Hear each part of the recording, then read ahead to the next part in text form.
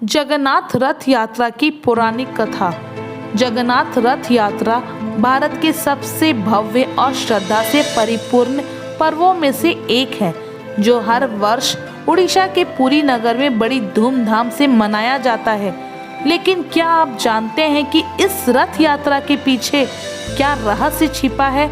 इसके पीछे न केवल धार्मिक और पौराणिक कारण है, बल्कि भक्तों और विद्वानों के अलग अलग मत भी है।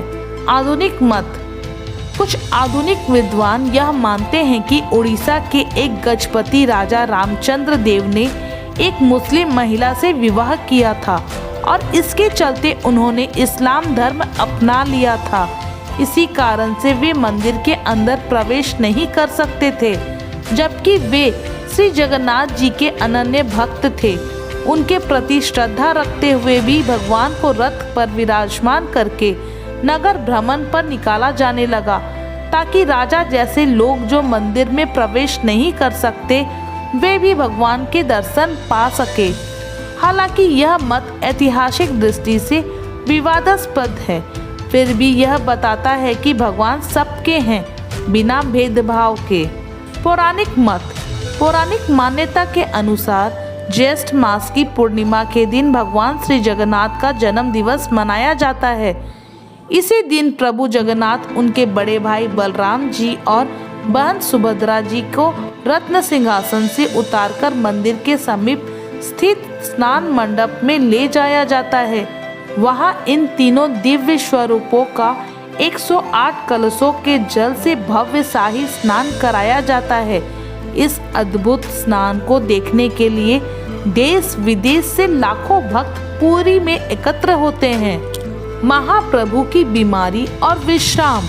शास्त्रों के अनुसार इस जल स्नान के पश्चात भगवान को ज्वर हो जाता है, फिर उन्हें अनवसर घर या ओसर कक्ष में 15 दिनों के लिए विश्राम के लिए रखा जाता है। इस अवधि को अनवसर काल कहते हैं। इस दौरान न तो कोई भक्त उनके दर्शन कर सकता है और न ही मंदिर में पूजा होती है। केवल मंदिर के विशेष सेवक और वैद्य ही भगवान की सेवा करते हैं। इन 15 दिनों के दौरान भगवान के दर्शन हेतु उनकी प्रतिनिधि प्रतिमा श्री अलारनाथ जी की पूजा की जाती है, जिनका मंदिर पुरी से लगभग 25 किलोमीटर दूर स्थित है। नव यौवन नेत्र उत्सव। भगवान का नव रूप। 15 दिन बाद जब भगवान स्वस्थ होते हैं, तब वे नए रूप में नव यौवन स्वरूप में भक्तों को दर्शन देते हैं। इस पर्व को नव यौवन नेत्र उत्सव कहा जाता है। इसका मतलब है भगवान का फिर से नव युवक रूप में प्रकट होना। रथ यात्रा। महाप्रभु का नगर भ्रमण।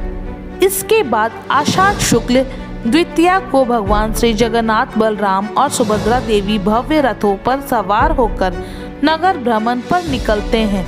यही प्रसिद्ध पुरी रथ यात्रा होती है। भगवान बलराम का रथ तल ध्वज, देवी सुभद्रा का रथ पद ध्वज या दर्प दलन, भगवान जगन्नाथ का रथ नंदी घोष या गरुड़ ध्वज। रथ यात्रा में भगवान को श्री गुंडीचा मंदिर ले जाया जाता है, जो उनकी मौसी का घर माना जाता है। वहां वे 9 दिन तक निवास करते हैं और फिर बहुधा यात्रा यानी उल्टी यात्रा के द्वारा पुनः श्री मंदिर लौटते हैं। रथ यात्रा का गूढ़ संदेश। यह यात्रा दर्शाती है कि भगवान हर वर्ग, हर धर्म, हर व्यक्ति के लिए सुलभ है। यह संदेश देती है कि भगवान स्वयं भक्तों के द्वार पर आते हैं। यह ईश्वर के नव यौवन सौंदर्य, भक्ति और करुणा का प्रतीक है। यह पवित्र प्रेम, समर्पण और सेवा का महोत्सव है।